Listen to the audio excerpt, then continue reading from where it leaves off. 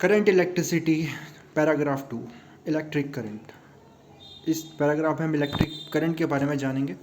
Imagine a small area held normal to the direction of flow of charges. एक छोटा सा area consider करते हैं हम जिस डायरेक्शन में चार्जेस फ्लो कर रहे हैं। अगर charges left to right flow कर रहे हैं कंडक्टर से या एक इलेक्ट्रोलाइटिक सॉल्यूशन में या किस सेमीकंडक्टर में या किसी भी कंडक्टिंग जिसमें भी चार्ज कंडक्ट हो रहे हैं या मूव कर रहे हैं, तो उसके नॉर्मली उसके परपेंडिकुलर डायरेक्शन में उसके नॉर्मली हम एक छोटा सा एरिया कंसिडर करते हैं।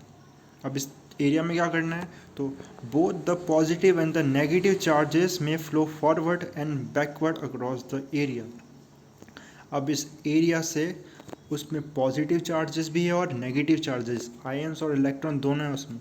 तो वो क्या करेंगे, इस छोटे से एरिया से आगे की तरफ, उस छोटे से एरिया से आगे की तरफ और पीछे की तरफ मूव करेंगे in a given time interval T. अब हम अज्यूम करते हैं टाइम इंटरवल ले लेते हैं टी, जो कुछ भी हो सकता है, 1 सेकेंड 2 सेकेंड, कितना भी हम टाइम इंटरवल कंसिडर कर लेते हैं। तो let Q plus be the net amount that is forward minus backward of positive charge that flows in the forward direction across the area। अब पॉजिटिव चार्ज आगे भी जा रहे हैं, कुछ पॉजिटिव चार्ज पीछे की तरफ भी जा रहे हैं। तो जो नेट अमाउंट है, आगे कितना पॉजिटिव चार्ज जा रहा है, ये कैसे आएगा, आगे कैसे आएगा वो, उसके लिए हम क्या करेंगे, जितना चार्ज आगे जा रहा है उस एरिया से माइनस कर देंगे जितना चार्ज पीछे जा रहा है, तो हमें मिल जाएगा कितना चार्ज हमारा उस एरिया से आगे की तरफ जा रहा है, और इसको हम बोलेंगे Q प्लस से हमने डिनोट कर दिया। तो एक बार फिर से Q प्लस क्या है, Q प्लस उतना पॉजिटिव चार्ज है जो आगे बढ़ रहा है, नेट अमाउंट है, मतलब कितना पीछे जा रहा है कितना आगे जा रहा है। तो हम इसमें ऐसा मान सकते हैं कि आगे जितना पॉजिटिव चार्ज है वो ज़्यादा है जितना पीछे जा रहा है, इसलिए वो कुछ माइनस करने पे आगे की वैल्यू आएगी। तो Q प्लस हमारा जितना चार्ज फॉरवर्ड बढ़ रहा है और ये ज़्यादा होगा जितना पीछे जा रहा है। सिमिलरली लेट Q माइनस या Q negative be the net amount of negative charge flowing across the area in the forward direction. ऐसे हम Q नेगेटिव को क्या मानेंगे, अब नेगेटिव चार्ज आगे भी जा रहा है उस एरिया से और पीछे भी जा रहा है, और फिर से हम अज्यूम करते हैं कि नेगेटिव चार्ज आगे ज़्यादा बढ़ रहा है जितना पीछे बढ़ रहा है। तो नेट अमाउंट कितना आगे बढ़ रहा है, जितना माइनस जितना पीछे जा रहा है उससे जो माइनस करने पे तो हमारा Q नेगेटिव आ जाएगा। अब आगे the net amount of charge flowing across the area in the forward direction in the time interval t then is Q is equal to Q plus minus Q negative. तो कितना charge आगे बढ़ रहा है, अब हमें पता है कि Q प्लस भी चार्ज है लेकिन Q नेगेटिव, लेकिन दोनों ही ऑपोजिट चार्जेस है। तो अगर ये दोनों ही आगे बढ़ेंगे तो एक दूसरे को ये कैंसिल आउट कर देंगे, जितना पॉजिटिव आगे जा रहा है उतना नेगेटिव जा रहा है तो कैंसिल आउट कर देंगे। इसलिए अगर कुछ पॉजिटिव चार्ज ज़्यादा आगे बढ़ रहा है, नेगेटिव चार्ज कम आगे बढ़ रहा है, तो इनका जो डिफरेंस आएगा उतना पॉजिटिव चार्ज उतना या उतना फिर चार्ज क्या बढ़ेगा, आगे बढ़ेगा। तो हम Q क्या बोलेंगे, तो Q बोलेंगे कितना पॉजिटिव चार्ज आगे बढ़ रहा है और कितना नेगेटिव चार्ज आगे बढ़ रहा है उस एरिया से। तो अगर जो भी चार्ज ज़्यादा होगा, Q नेगेटिव अगर ज़्यादा है, नेगेटिव चार्ज ज़्यादा है तो वो ज़्यादा आ जाएगा, फिर भी वो चार्ज ही आएगा, और Q पॉजिटिव चार्ज ज़्यादा आएगा फिर भी वो ज़्यादा आएगा। This is proportional to the T for steady current, और ये किसके प्रोपोर्शनल होगा, T के प्रोपोर्शनल होगा, मतलब कितनी देर के लिए हम चार्ज फ्लो करा दें। अगर हम ज़्यादा देर के लिए, ज़्यादा टाइम इंटरवल के लिए चार्ज फ्लो कराएंगे तो ज़्यादा ही चार्ज फ्लो करेगा उस छोटे से एरिया के लिए for steady current. And the quotient, और ये जो क्वोशंट है मतलब Q अपॉन T, Q हमने अभी देखा, कि Q क्या है, कितना चार्ज, भले वो नेगेटिव नेट अमाउंट है, पॉजिटिव और नेगेटिव अमाउंट का इतना आगे बढ़ रहा है उस एरिया से उतना चार्ज पर यूनिट टाइम, उस टाइम इंटरवल में पर यूनिट टाइम में 1 सेकेंड में कितना चार्ज, हमने चार्ज देखा, किस चार्ज की हम बात कर रहे हैं, आगे बढ़ रहा है, उसको हमने क्या बोल दिया, इलेक्ट्रिक करंट बोला है। इस क्वेश्चन को हमने क्या बोला है, इलेक्ट्रिक करंट। तो सिंपल लैंग्वेज अगर हम समझे तो इलेक्ट्रिक करंट हम बोल सकते हैं चार्ज पर यूनिट टाइम।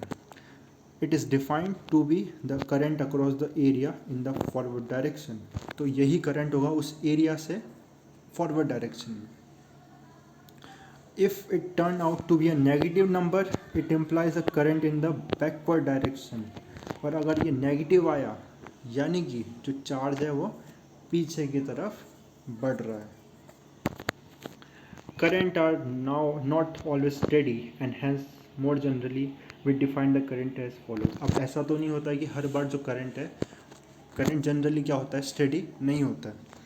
तो हम क्या करेंगे, हम क्योंकि कभी करंट इस क्रॉस सेक्शन से कभी ज़्यादा आ रहा है, कभी कम आ रहा है, स्टेडी नहीं है उस छोटे से एरिया से भी, तो हमें एक इंस्टेंट में निकालने की हम ज़रूरत है। तो उसके लिए हम क्या करते हैं, हम let delta Q with the net charge flowing across a cross section of a conductor. आपको याद होगा जैसे हम इंस्टेंटेनियस वेलोसिटी निकालते हैं, मतलब किस इंस्टेंट पे जो भी वेलोसिटी निकलती है वो दो टाइम इंटरवल के बीच के एवरेज वेलोसिटी निकलती है हमेशा। तो हमें अगर इंस्टेंटेनियस वेलोसिटी निकालनी होती है तो हम छोटा सा टाइम इंटरवल लेते हैं जिसमें वो डिस्टेंस मूव हो रहा है, चेंज हो रहा है।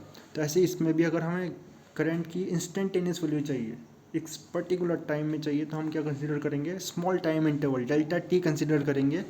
उस डेल्टा टी में कितना चार्ज, कितना small amount of charge flow हो रहा है। तो let delta Q with the net charge flowing across a cross section of a conductor during the time interval delta T.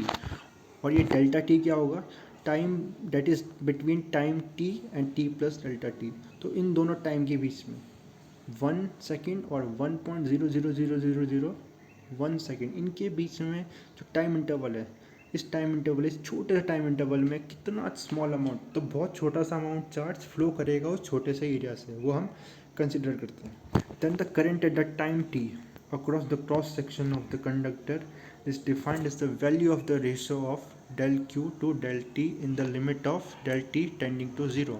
तो जैसे आपको पता है हम डिफ्रेंशिएशन करते हैं, मतलब हम छोटे से एरिया को, जो टोटल टाइम इंटरवल है उसको हम 10 to 0 करते हैं कि वो बहुत छोटा टाइम इंटरवल है। अब इतना छोटा टाइम इंटरवल है कि हमें क्या दे देगा, ये इंस्टेंटेनियस वैल्यू ऑफ करंट दे देगा। एग्जैक्टली इंस्टेंटेनियस वैल्यू करंट देगा एक पर्टिकुलर टाइम में, कि इस पर्टिकुलर टाइम में ये कितना करंट फ्लो होगा। तो आई करंट आ जाएगा यहाँ से limit of delta T tends to 0 delta Q divided by delta T, यानी कि इंस्टेंटेनियस वैल्यू ऑफ करंट दे रहा है। आपने डिफ्रेंशिएशन अगर समझा अच्छे से तो आप इस कॉन्सेप्ट को समझ सकते हैं कि यहाँ पर क्या हुआ है।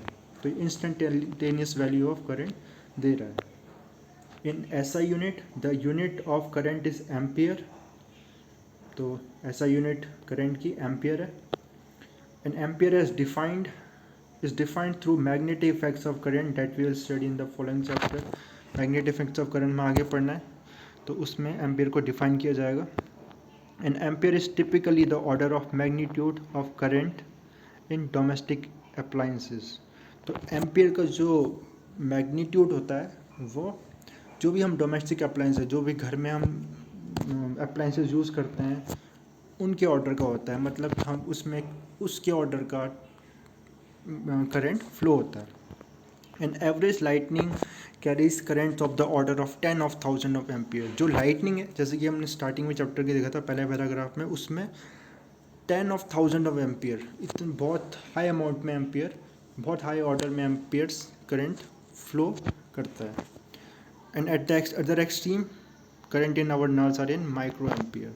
और जो हमारे नर्व्स में भी करंट है, आपको पता है कि हमारे नर्व्स में भी, बॉडी में भी जो हमारा नर्वस सिस्टम है उसमें भी करंट फ्लो हो रहा है, वो किस में है, वो माइक्रो एम्पियर्स में। माइक्रो आपको पता है 10⁻⁻6 एम्पियर, उस 10⁻⁻6 ऑर्डर में, जबकि जो लाइटनिंग है वो 10,000 इतने ऑर्डर की हमारा लाइटिंग में करंट है।